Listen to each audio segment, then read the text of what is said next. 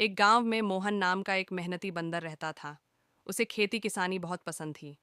सुबह सुबह वह खेत में जाता, बीज बोता, पानी देता और फसलों की देखभाल करता। बारिश आई तो फसल लहलहा उठी। कुछ महीनों बाद जब फसल पक गई, मोहन बंदर खुशी खुशी फसल काटने लगा। गांव के जानवर भी उसकी मदद करने आए। अच्छी पैदावार देखकर सब खुश हो गए। मोहन ने सबको अनाज बांटा। एक शांत गांव का छोटा सा मंदिर। बंदर पुजारी बनकर मंदिर की सफाई करता है और घंटी बजाता है। बंदर रोज शिवलिंग पर जल चढ़ाता है, फूल अर्पित करता है और भोग लगाता है, साथ बांटता है। बच्चे मुस्कुराते हैं और प्रणाम करते हैं। एक दिन बंदर ध्यान लगाकर पूजा कर रहा होता है। अचानक मंदिर में तेज उजाला फैल जाता है। भगवान शिव साक्षात उसके सामने प्रकट होते हैं।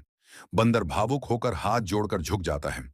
भगवान शिव बंदर को आशीर्वाद देते हैं। सीख: सच्ची भक्ति से भगवान अवश्य प्रसन्न होते हैं। एक नदी में एक लालची मगरमच्छ रहता था। वह रोज मछलियों को डराकर खाता था। एक दिन नदी में सूखा पड़ गया। मछलियां चली गईं और मगरमच्छ भूखा रह गया।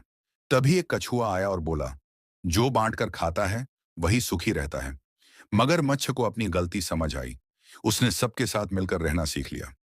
और भी मजेदार कहानी सुनने के लिए चैनल को फॉलो करें, लाइक करना ना भूलें।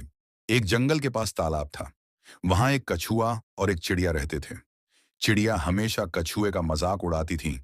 तुम इतने धीरे चलते हो? एक दिन कछुए ने कहा, धीरे सही, लेकिन मैं हार नहीं मानता। दोनों ने दौड़ लगाने का फैसला किया। चिड़िया तेज उड़कर आगे निकल गई और पेड़ पर बैठकर सो गई। कछुआ धीरे धीरे चलता रहा, रुका नहीं, थका नहीं। जब चिड़िया जागी तो कछुआ जीत चुका था। चिड़िया शर्मिंदा हो गई। सीख: लगातार मेहनत घमंड से बड़ी होती है।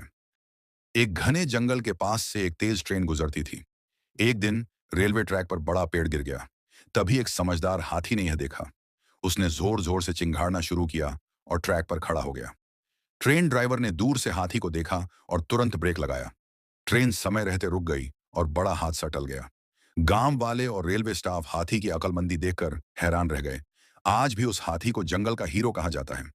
एक शहर में एक गरीब बच्चा रहता था, जो कबाड़ी बेचकर वह अपना रोजी रोटी चलाता था। वह प्रतिदिन सुबह 6 बजे उठकर कबाड़ी बेचने जाता। एक दिन वह कबाड़ी ढूंढते ढूंढते उसके हाथ एक कीमती सामान लग गया। वह हैरान हो गया। फिर वह चतुर दिमाग से पास के पुलिस थाना गया और वह सामान थाना में जमा कर दिया। फिर कुछ दिन बाद एक कार आकर उसके पास खड़ा हो गया। उसमें से बसिनेसमैन नीचे उतरा और उस लड़के को धन्यवाद दिया और बोला, गरीब होना किस्मत की बात है, लेकिन ईमानदार होना यह गर्व की बात है। उसने बच्चे को कुछ पैसे दिए और खाने का सामान दिए, फिर चले गए।